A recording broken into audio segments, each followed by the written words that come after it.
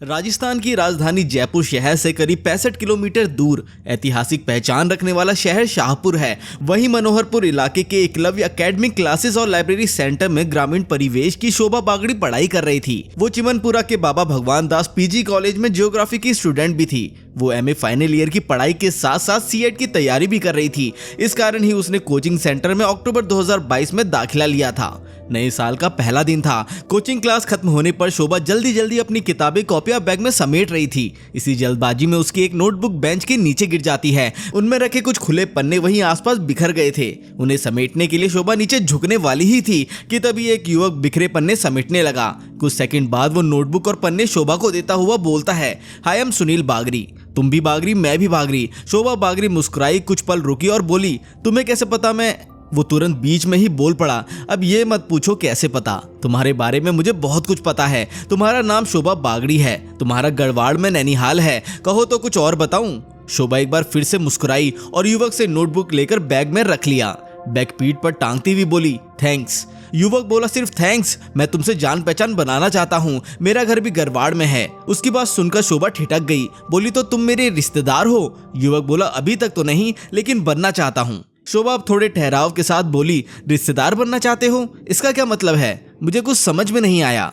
लड़का बोला, इस बारे में कहीं बैठकर बात करते हैं। वो बोली, नहीं मुझे जल्दी है। ये कहती हुई शोभा तेज कदमों से कोचिंग से बाहर निकल गई। पीछे पीछे युवक भी चलता हुआ बोला, अभी कम से कम दोस्ती का हाथ तो मिला लो। शोभा बोली, ठीक है, और युवक के बड़े हाथ से अपना हाथ मिला लिया। इस तरह शोभा और सुनील बागड़ी के बीच पहली जान पहचान और दोस्ती की बुनियाद पड़ गई। कोचिंग में दोनों की अलग अलग क्लासेस थी। शोभा अपनी पढ़ाई पूरी करने में लगी हुई थी। वो नोट्स, किताबें और अपकमिंग एग्जाम्स की प्रिपरेशन में बिजी रहती थी, जबकि सुनील के दिलो दिमाग में कुछ और ही चलता रहता था। वो खोया खोया रहता था। शोभा से मिलने के लिए अक्सर वही पहल करता था। असल में सुनील बागड़ी, जिसका असली नाम सुरेंद्र मीणा है, उसने शोभा को एक विवाह समारोह में 6 साल पहले 2017 में देखा था।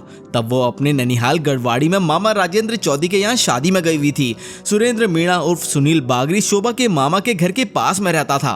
वो शोभा को दूर से देखते ही उस पर मर मिटा था। ये कहे कि सुरेंद्र मीणा ने जब उसे देखा था तभी से वो उस पर फिदा हो गया था, उसकी अदाओं पर मर मिटा था, उससे एक तरफा प्रेम करने लगा था, जबकि शोभा से आमना सामना नहीं हुआ था। बातचीत तो दूर की बात थी। उसके दिमाग में शोभा की सुंदरता बैठ गई थी और उसका ध्यान आते ही उसके दिल की धड़कनें बढ़ जाती थी।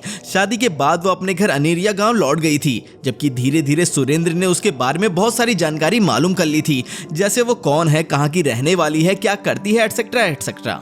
इसी सिलसिले में उसे मालूम हुआ कि वो कालूराम बागड़ी की बेटी शोभा बागड़ी है, जो शाहपुर में रहकर पढ़ाई कर रही है। एक तरफा प्यार में दीवाना बना सुरेंद्र उसे सालों से तलाश कर रहा था।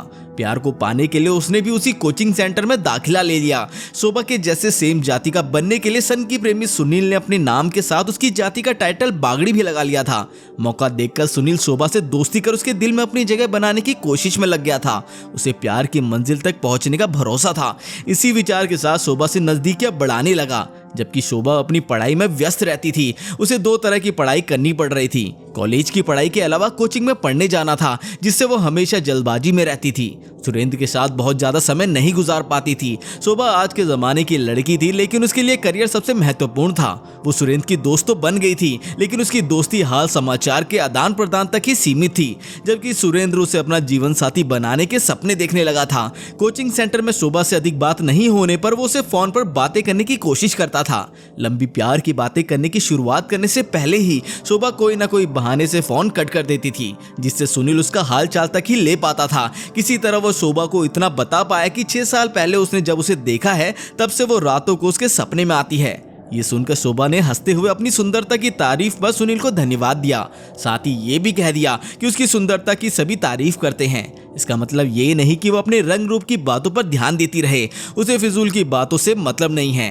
पहले वो अच्छा करियर बनाना चाहती है। शोभा की बातें सुनकर सुनील उदास हो जाता है। उसकी स्थिति एक पागल प्रेमी की तरह हो जाती है। वो डिप्रेस्ड हो जाता है। वो बार बार शोभा को समझाने की कोशिश करता है कि उसने सिर्फ दोस्ती नहीं की है, बल्कि उससे मोहब्बत की है। बातों बातों में उसने कह भी दिया था कि वो उससे प्यार करता है। एक बार सुनील ने शोभा की एक सहेली के जरिए अपने दिल की बात पहुंचाने की कोशिश की।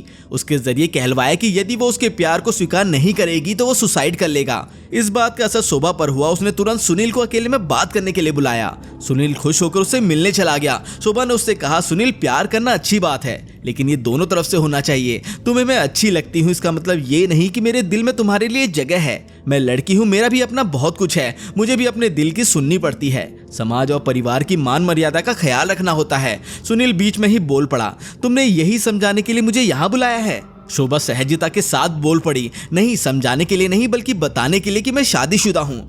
सुनील आश्चर्य से बोला, लेकिन तुम्हारी तो मांग सुनी है, गले में मंगलसूत्र भी नहीं है, शादी की कोई निशानी?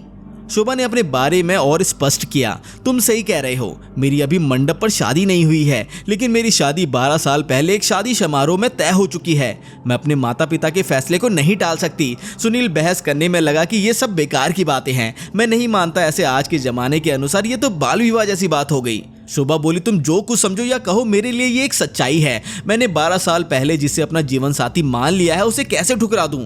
सुनील बिफरता हुआ बोला, मैं भी तो 6 साल से तुमसे प्यार करता हूँ। शोभा बोली, ये सिर्फ तुम समझते हो, इस बारे में केवल तुम्हें ही मालूम है।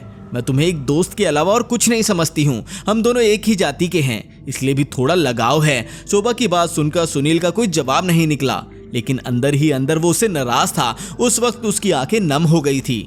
उसने तेज आवाज में सिर्फ इतना ही कहा, शोभा, एक बार ठंडे दिल और दिमाग से मेरे प्यार के बारे में विचार करो। शोभा इसका कोई भी जवाब दिए बगैर वहां से चली गई। सुनील के दिमाग में खलल पैदा हो गई। उसने किसी प्रिय चीज के खो जाने का अपने भीतर गुस्सा भी महसूस किया। उसकी आखिरी कही बात, सिर्फ दोस्त हूं, दिमाग पर हथौड़े की तरह पड़ने लगी। फिर भी सुनील ने उम्मीद नहीं छोड़ी। शोभा से बातचीत का सिलसिला पहले की तरह जारी रखा। आखिरी बार शोभा ने 2 टूक जवाब दे दिया, सुनील, तो मुझे भूल जाओ, मैं अपनी इज्जत नीलाम नहीं करूंगी। ये बात सुनील के दिल में चुभ गई। उसके बाद तो सुनील की स्थिति पागल प्रेमी जैसी हो गई। वो किसी भी कीमत पर शोभा को हासिल करना चाहता था। दरअसल शोभा के पिता ने उसकी शादी साल 2011 में जयपुर के चंदवा जी के अरनिया गांव के निवासी राजू लील के साथ तभी तय कर दी थी जब उसकी 2 बड़ी बहनों की शादी हो रही थी। राजू प्रतियोगिता परीक्षा की तैयारी कर रहा था। उसके चचेरे भाइयों के साथ शोभा की दोनों बहनों की शादी हुई थी। इस कारण शोभा के मम्मी पापा उसी परिवार में शोभा को ब्याहना चाहते थे। ये जानकर भी सुनील बागड़ी उर्फ सुरेंद्र मीणा शोभा के पीछे लगा हुआ था। मार्च 2023 के तीसरे हफ्ते की बात है। शोभा अपने पिता की खेती किसानी में कटाई में हाथ बटा रही थी। इस कारण वो बीते 10 दिनों से कोचिंग नहीं गई थी। सुनील उसे बार बार फोन कर रहा था। उन दिनों शोभा का फोन घर पर रहता था। उसे लगा कि सुनील के लगातार फोन आने पर घर वाले उसका गलत अर्थ लगा सकते हैं। इस कारण उसने सुनील के नंबर को ब्लॉक कर दिया था। नंबर ब्लॉक होने पर सुनील नाराज हो गया था। अपनी नाराजगी के साथ उसने शोभा की सहेली को फोन किया। उस रोज 21 मार्च की तारीख थी। उसने सहेली को शोभा से बात करवाने की जिद की। शोभा की सहेली ने बताया कि वो 10 दिनों से कोचिंग नहीं आई है और उसकी शोभा से इस बीच एक बार भी बात नहीं हुई है। सुनील को शोभा की सहेली की बातों पर विश्वास नहीं हुआ। वो गुस्से में आ गया। उसे लगा कि शोभा के बारे में उसकी सहेली भी उसे बरगला रही है। सुनील के दिमाग में अजीब तरह के शैतानी ख्यालों ने जन्म लेना शुरू कर दिया। वो गुस्सा हो गया। उसने मन ही मन एक योजना बना ली। इधर शोभा ने अपने मामा राजेंद्र चौधरी से बात की। उसने पीजी कॉलेज साथ चलने के लिए आग्रह किया। उसने मामा से कहा कि उसे कॉलेज में प्रैक्टिकल बुक जमा करवानी और एक एफिडेविट बनवाना है। तय कार्यक्रम के अनुसार मामा उसके गांव आ गए। वो 25 मार्च को 10:30 बजे मामा और एक अन्य युवक विकास के साथ घर से निकली।